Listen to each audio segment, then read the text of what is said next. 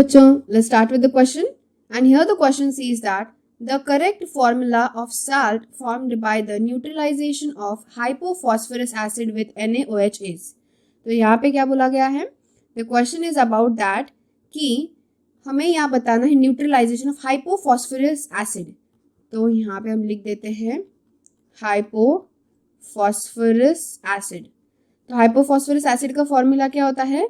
That is H3PO2. ये जो hypophosphorous acid है ये रिएक्ट करेगा NaOH के साथ और उसके रिएक्शन के बाद हमें क्या मिलेगा ये पूछा गया है. अब हाइपोफॉस्फोरस एसिड बेसिकली जो होता है उसमें इस तरीके का स्ट्रक्चर होगा, like this. Here the hydrogen and oxygen. Okay, OH. तो यहाँ पे एक बात जानना बहुत इंपॉर्टेंट है कि जो हाइड्रोजन एटम जो है ऑक्सीजन के साथ अटैच होगा, ऑक्सीजन एटम के साथ, जैसे कि यहाँ पे OH दिया गया है, वो ही सिर्फ एसिडिक नेचर शो कर सकता है. वो ही सिर्फ क्या शो कर सकता है? Acidic nature. यानी कि जो हाइड्रोजन एटम ऑक्सीजन के साथ अटैच है दैट कैन बी प्रोटोनेटेड. वो क्या हो सकता है? ऑब्वियसली इजीली क्या हो सकता है? वो प्रोटोनेट हो सकता है. सो इजीली प्रोटोनेट हो जाएगा तो it will shows what? Acidity. वो एसिडिटी इजीली शो कर पाएगा. तो यहाँ पे अगर हम गिवन स्ट्रक्चर में देखें H3PO2 that is hypophosphorous acid, ऐसा एक ही हाइड्रोजन एटम है जो प्रोटोनेट हो सकता है, जो कि ऑक्सीजन के साथ यानी कि ऑक्सीजन एटम के साथ अटैच है. तो इसीलिए यहाँ पे सिर्फ यही एक OH क्या करेगा? NaOH के साथ रिएक्शन परफॉर्म करेगा. बाकी के हाइड्रोजन्स नहीं रिएक्ट कर सकते because they can not be protonated.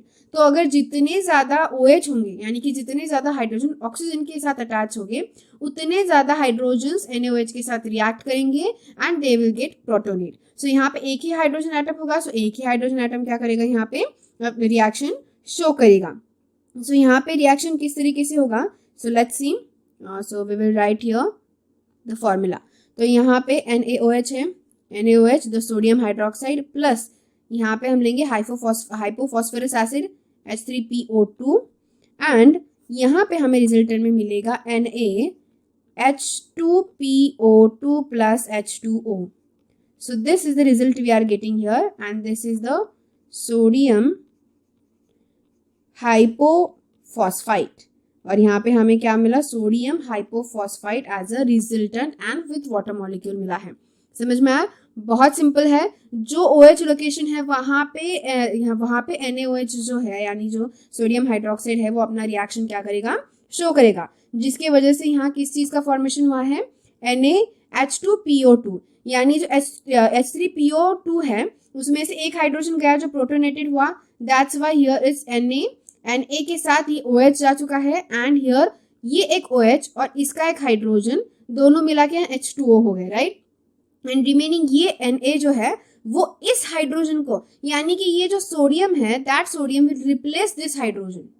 समझ में आया? बहुत सिंपल है कि यहाँ पे हो क्या रहा है कि ये जो सोडियम होगा वो रिप्लेस करेगा इस हाइड्रोजन को.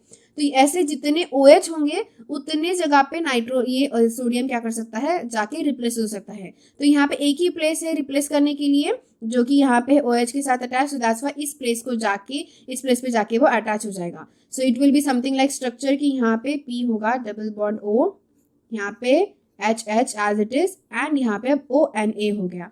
सो दिस इज द स्ट्रक्चर जो कि है सोडियम हाइपोफॉस्फाइट. ये सोडियम हाइपोफॉस्फाइट का स्ट्रक्चर है NaH2PO2, राइट. यहाँ ऑब्जर्व NaH2 एंड PO2 एकदम करेक्ट स्ट्रक्चर है. सो दैट इज रिप्लेसमेंट यहाँ पे हो जाएगा. तो यहाँ पे क्या फॉर्म हुआ? ये जो हमारा स्ट्रक्चर फॉर्म हुआ दैट इज कौन सा ऑप्शन में प्रेजेंट है? As we can see Na यहाँ पे NaH2PO2. So that is present in option number C. So that's option number C will be the correct answer for this given particular question. So I hope you got the answer very well. Thank you and all the best.